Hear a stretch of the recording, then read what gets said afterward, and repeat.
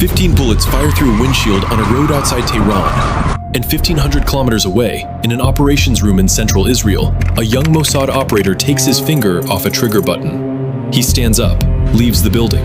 He drives home. His spouse asks him how work was. He says it was fine. The man pulling that trigger has never been to Iran. The Mossad team that put the gun in position left the country 6 weeks ago. And the case officer who spent 5 years sourcing the intelligence that made all of this possible? That's you. You're in a cafe in Tel Aviv right now.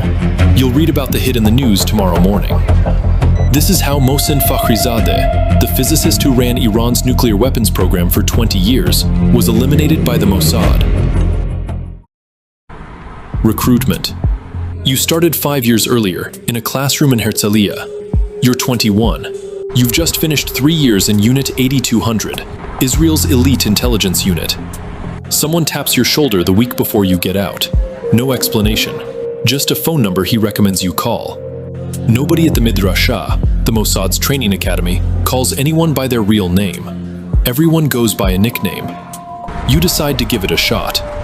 You sit for polygraphs that take full days, a psychiatric review, the Gibush, the brutal selection camp. Everyone in your tryout class is elite, but only a few make it through. They keep you awake for multiple consecutive nights under medical and psychological supervision, pushing you to your absolute limits.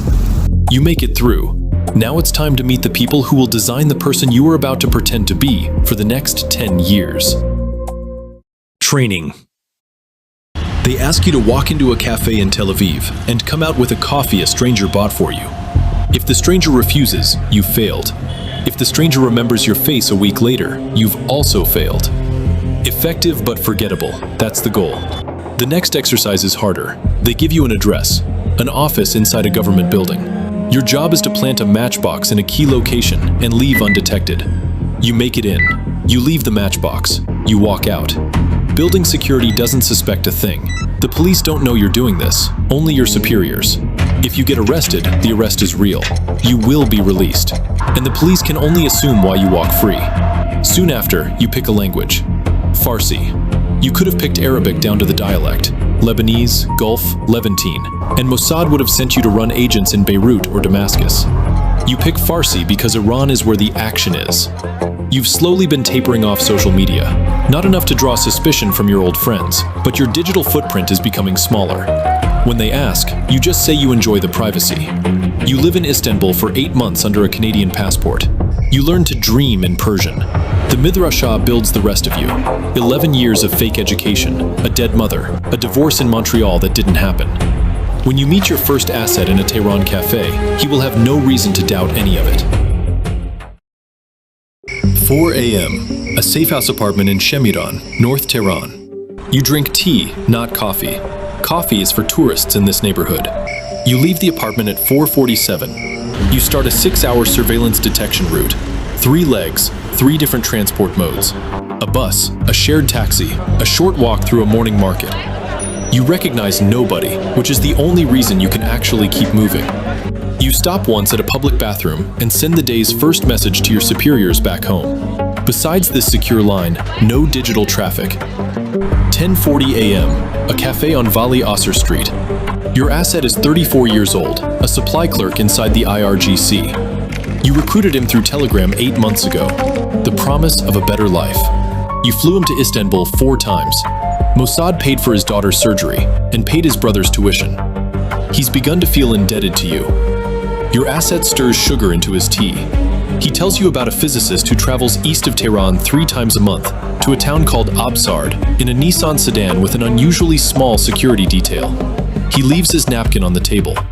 Inside the napkin, a USB drive the size of a fingernail, photographs of the physicist's compound, floor plans, the rotating IRGC security roster for his protection detail.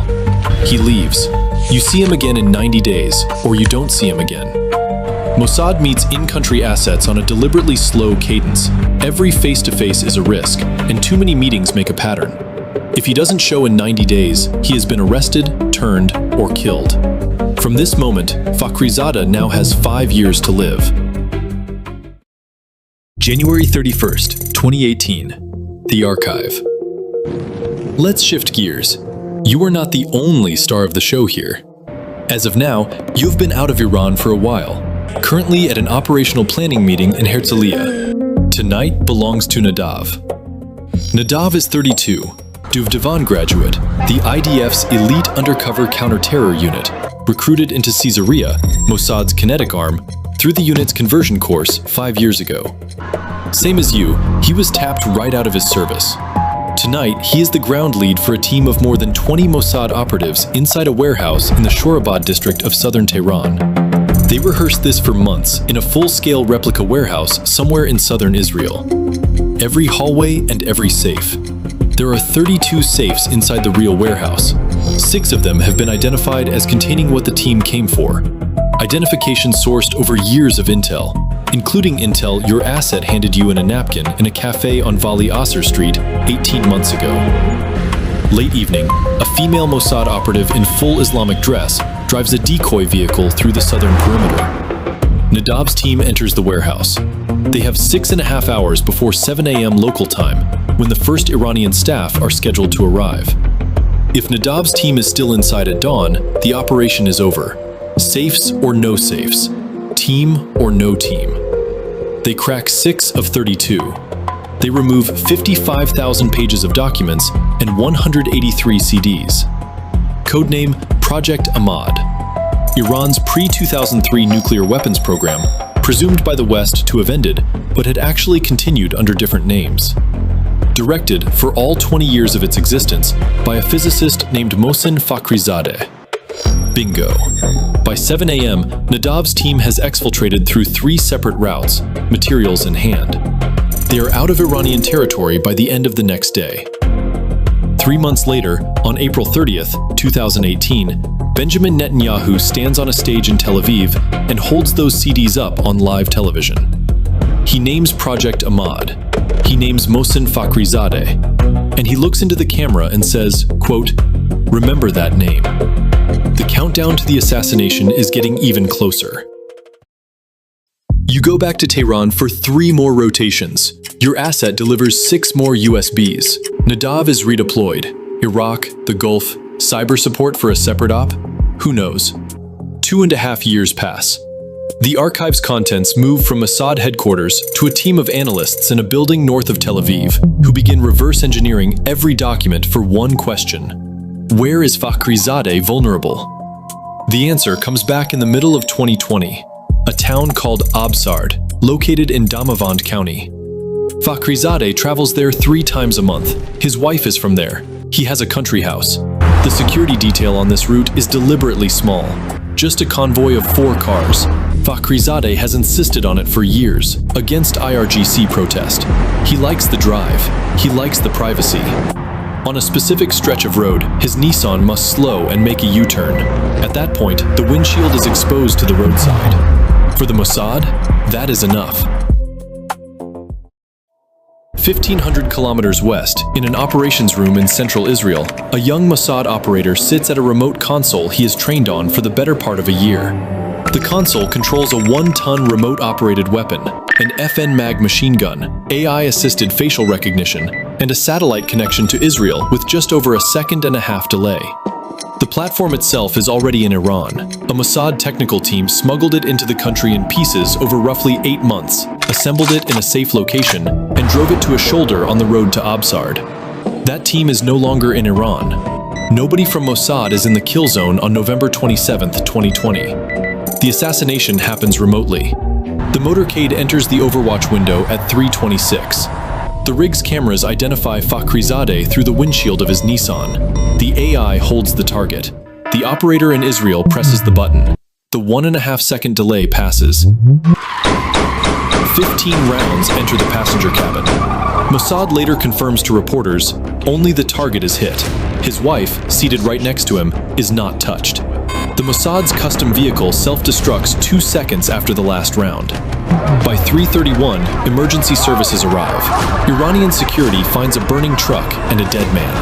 For 3 days, the official Iranian line is that the assassination was carried out by a team of up to 12 gunmen on the ground.